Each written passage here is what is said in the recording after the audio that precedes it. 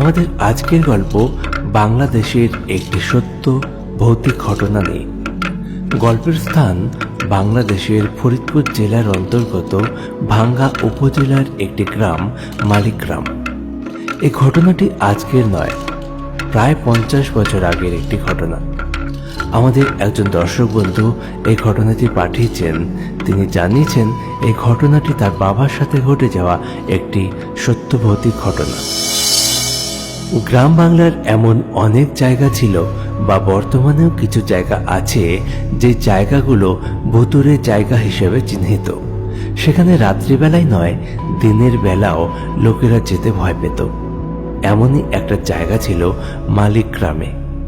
জায়গাটির একদিকে ছিল ঘন গাছপালায় ঘেরা বাগান, আর অন্যদিকে ফাঁকা মাঠ, মাঝখান দিয়ে একটা মাটির রাস্তা। এই জায়গাটির আশেপাশে 2-3 কিলোমিটারের মধ্যে কোনো জনবসতি ছিল না। এই রাস্তাটা দুটো গ্রামকে সংযোগ করেছে। এক গ্রাম থেকে অন্য গ্রামে যেতে এই রাস্তা ছাড়া বিকল্প ব্যবস্থা হিসেবে ছিল শুধুমাত্র জলপথ। এছাড়া আর কোনো ব্যবস্থা ছিল না। এই রাস্তাটিকে এই গ্রামের লোকেরা বলতো ভুতুড়ে রাস্তা। রাতের অন্ধকারে এই রাস্তা দিয়ে যাবার সময় অনেকেই অনেক রকম ভৌতিক ঘটনার সম্মুখীন হয়েছে। তাদের গ্রাম থেকে 5 কিলোমিটার দূরের একটি গ্রাম মালিগ্রামে কবি গানের আসর বসেছে। তার বাবা কবি গান শুনতে ভালোবাসত। কোথাও কবি গান হচ্ছে শুনতে পেলে তাকে ঘরে আটকে রাখা যেত না। সব বাধা কাটিয়ে সে পৌঁছে যেত সে কবি গানের আসরে। তবে তাদের গ্রাম থেকে মালিগ্রামে যেতে গেলে যেতে হবে ওই ভুতুড়ে রাস্তার ওপর দিয়েই। কি গো, কবি গানে যাবা নাকি? না, আমি যাব না। ওই বনবাজারের রাস্তা দিয়ে রাতে যাওয়া ঠিক না। ওই রাস্তা ভালো না। আরে কিচ্ছু হবে না, চলো। না না, আমি কিছুতেই যাব না। তুমিও যাও না। কোন বিপদ আবার ঘাড়ে আইসা পড়বে তার ঠিক আছে? দূর, কিচ্ছু হবে না, আমি গেলাম। এই মানুষটারে নিয়ে আর পারি না। কবি গান শোনার জন্য একেবারে পাগল হয়ে যায়। ওই হাট হাট হাট হাট, চল চল চল চল হাট। সেদিন ছিল শনিবার।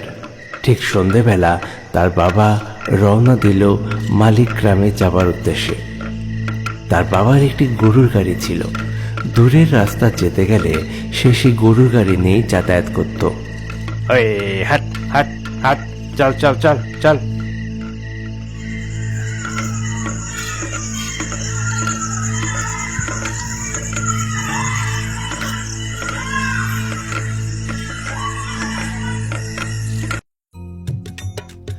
যাওয়ার সময় সে নির্বিঘ্নেই পৌঁছে গিয়েছিল মালিগ্রামে। সেখানে কবি গানের আসরে বসে বেশ অনেকক্ষণ সময় কবি গানও শুনেছিল।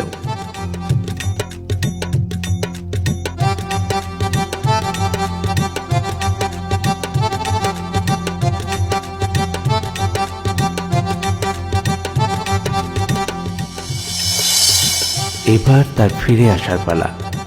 সে যখন ওখান থেকে রওনা দেয়, রাত তখন 11টা বাজে।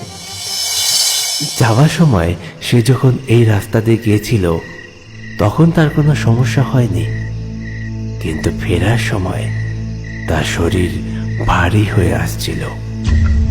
বলদও যেন তার গাড়ি টানতে চাইছিল না, থেকে থেকে দাঁড়িয়ে পড়ছিল। এর আগে এই রাস্তা সম্বন্ধে অনেক ভয়ঙ্কর কথা সে শুনেছিল। সেই সব কথা যখনই মনে পড়ছিল তখনই ভয়ে তার শরীর কেঁপে উঠছিল।